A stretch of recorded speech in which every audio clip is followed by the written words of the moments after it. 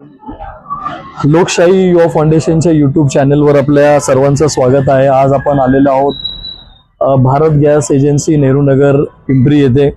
या गॅस एजन्सीचे मालक जे होते हितेश विधाते, डॉक्टर हितेश विधाते यांच्याशी आपण भेटलो।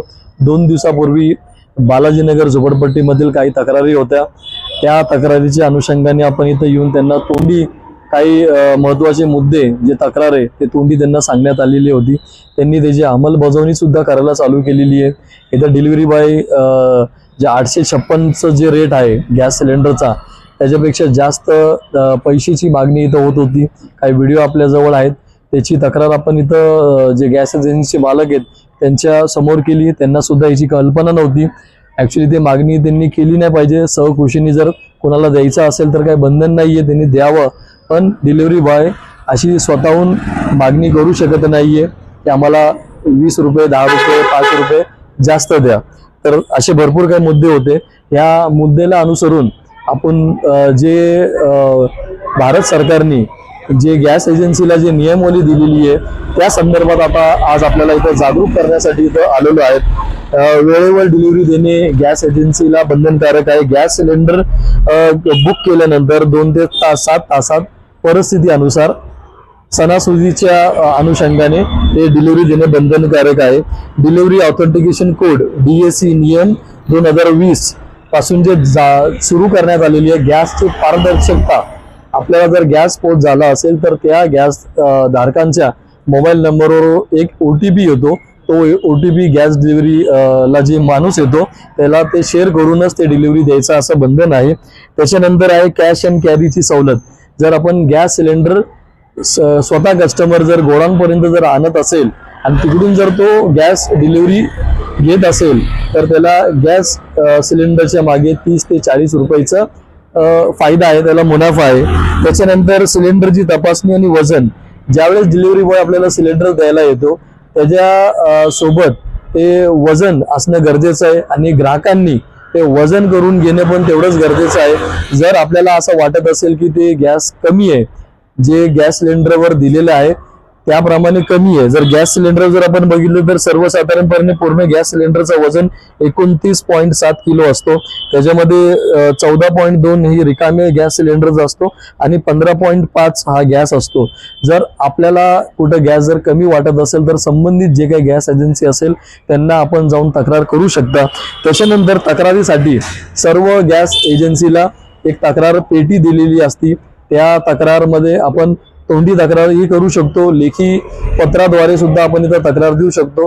ज्यामुळं इथले जे गॅस एजन्सी धारक असतील त्याच्यामध्ये काय सुधारणा करता येईल त्याच्यावर ते त्याच्या पुढची कारवाई ते करतील। त्याच्यानंतर ग्राहक संरक्षण कायदा।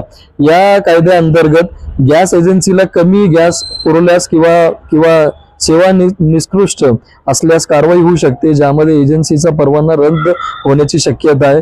ग्राहक थेट ग्राहक मंचात तक्रार करू शकतो, ज्याची दखल 30 दिवसात घेतली जाते। ग्राहकांचा हक्क संरक्षित होतात आणि एजन्सीवर जबाबदारी निश्चित होते।